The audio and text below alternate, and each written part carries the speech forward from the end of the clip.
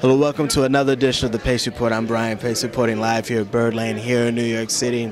Tonight here at Bird Lane, you're going to witness the Saxophone Summit, which consists of three of the greatest tenor saxophonists of our generation. Dave Liebman, the 2011 NEA Jazz Master inductee for this year, Joe Lovano, as well as John Coltrane. This unit started off accidentally with the late Michael Brecker, Joe Lovano, and Dave Liebman at a festival in Japan in 1996. And what these guys are doing is they're carrying on the legacy of John Coltrane, one of their heroes.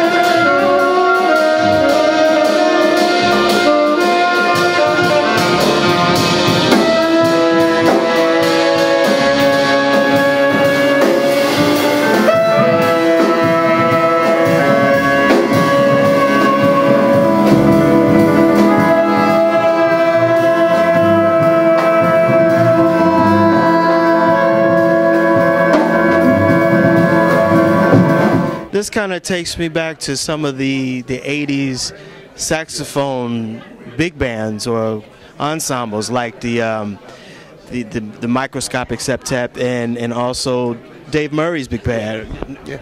Well, the idea of guys playing together, ensemble, which really, in a way, as I say, is a kind of Dixieland in a way. I mean, it's a different language, but it means that we have a collective. We all play at the same time. We solo, but we play at the same time. Instead of the more normal bebop pattern of solo, followed by solo, followed by solo, here part of the emphasis is that we play together. And Train, I mean, you got to hand it to Train after, I mean, being the main soloist, obviously, with the quartet. Then he included Archie and Pharaoh and Marion Brown, John Chichikai. Of course, Ascension, of course, is the great example of this. But it's amazing. He kind of like said, well, not like I need help, but I want more of the voice. So in a way, we're trying, I don't know, I think we're trying to remember that period. How did you go about picking the songs for playing with this unit? Well, of course, we do some Train. As we just heard, we do Seraphic Light. This set, actually a set we're coming up to, which you'll probably film a bit of, we're going to do the whole meditation suite. But the tunes we use, some of them are meant for the set, meaning, how can I say it? Tunes that can help us communicate with an audience. On the other hand, what I'm looking for is tunes that the collective can be involved in. The three of us can play on with this amazing rhythm section we have, which is, of course, a very important part. Saxophone Summit is about, it's Ravi, Joe, and me. But it's about this rhythm section, which, you don't get every day. You don't get a level like that of Billy Hart, Cecil McBee, and Phil Markowitz to raise the level of what the horn players do. I mean, in the way everything a horn player does is dependent on the rhythm section. In the end, whether you want to say it or not. So it's best to have the strongest guys in the world there with all that experience. I mean, what Cecil does and what Billy does and Phil does, it makes every tune a little voyage, a little trip. So we're not repeating Train. We're not doing late Train. We're using that as our, our symbol, what we try to express, but in our own way. And the rhythm section makes a difference.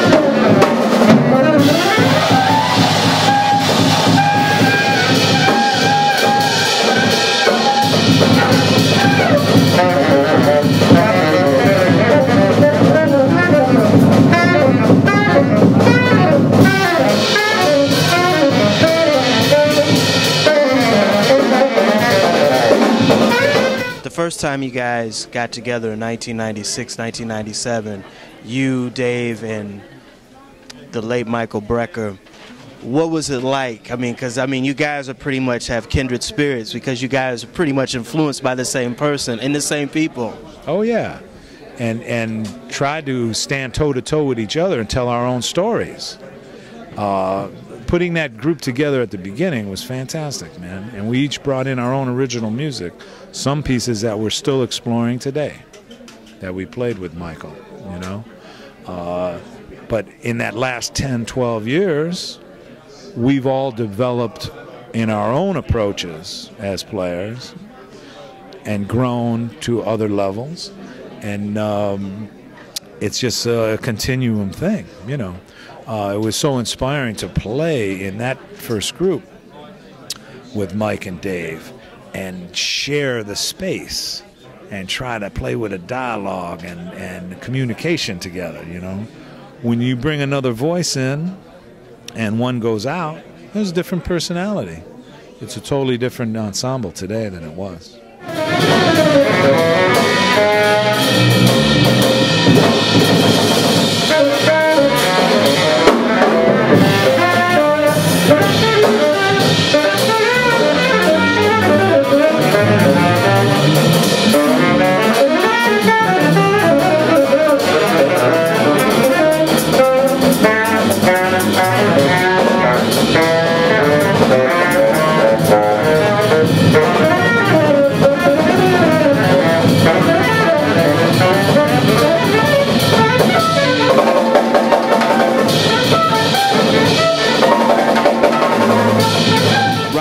You have added a whole nother voice to the Saxophone Summit.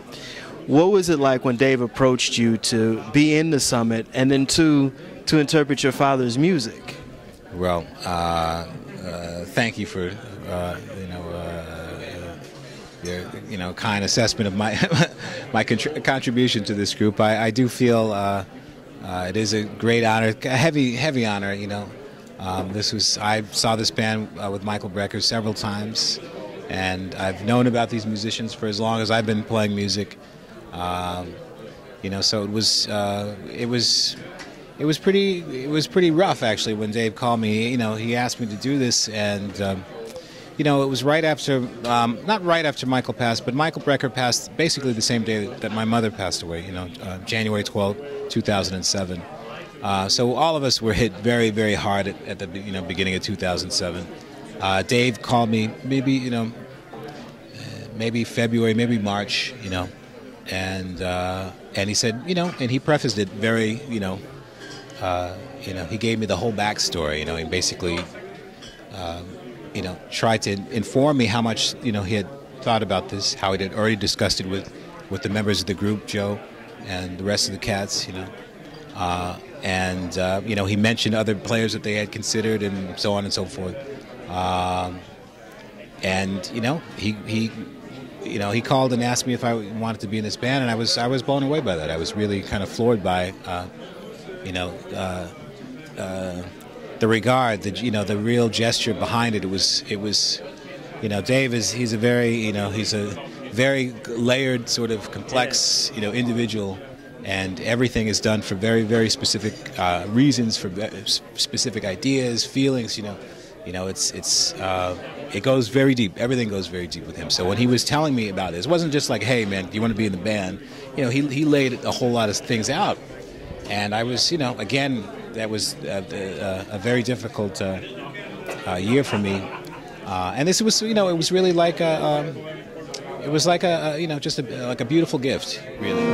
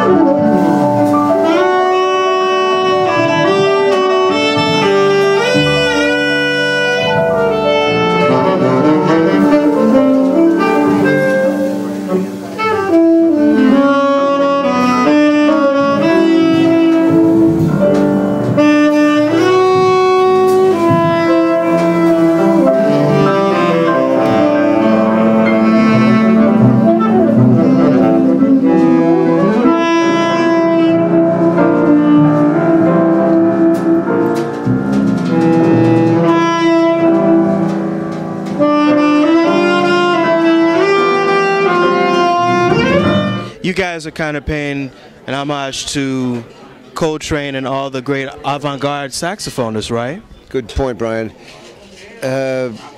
What I feel is the late period of Train, 66, 67, is kind of a period that was not well understood or popularized, etc., and a difficult period musically in the sense of it took the listener had to be understanding about what was happening, and I felt that was a period that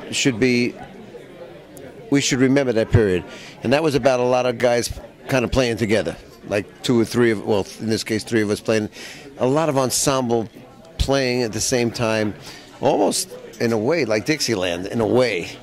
But I felt that it was important that we bring that spirit of late Train up, because that was a period that was not so well understood, as I said, by musicians and by the public. And I think it was, you can never say anything about Train, what was heavier, but it was a period that should not be neglected.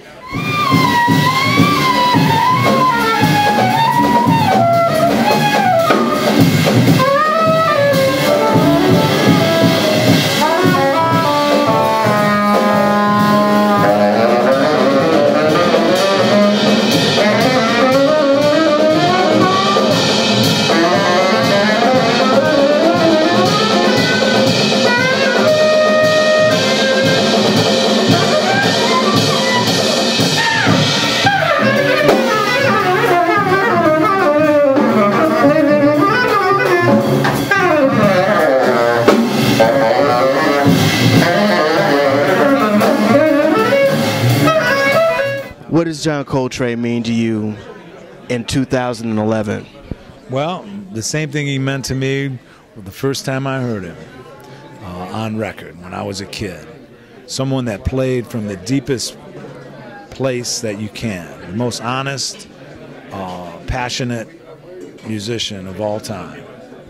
Along with Coleman Hawkins, Charlie Parker, Wayne Shorter, a whole host of cats. Coltrane was inspired by everybody around him, and the crowd that he came up with: Thelonious Monk, Johnny Griffin, Bud Powell, Dizzy Gillespie, Johnny Hodges, Stan Getz. The cats that he came up with, standing toe-to-toe with, and being himself, is inspiring. That's what it's all about, is to be with the music and to be inspired by your surroundings. Now today, 2011, we live in this amazing library of sounds and spirits, I like to call it. And we have the privilege and honor to honor the masters in the music, you know. And Coltrane's passion and inspiration and love, what drove him to play the way he played, inspires us all today to try to be ourselves and to live up to that high standard, you know. That'll do it again for another edition of the Pace Report, reporting live here at Birdland here in New York City. I'd like to personally thank the members of the Saxophone Summit for their time, Robbie Coltrane, Dave Liebman, and Joe Lovano, as well as the staff and management here at Birdland. As always, please visit my website, www.thepacereport.com, for my weekly column as well as my past segments. Until next time, remember, if it's in the groove, it'll make you move. Till next time, peace.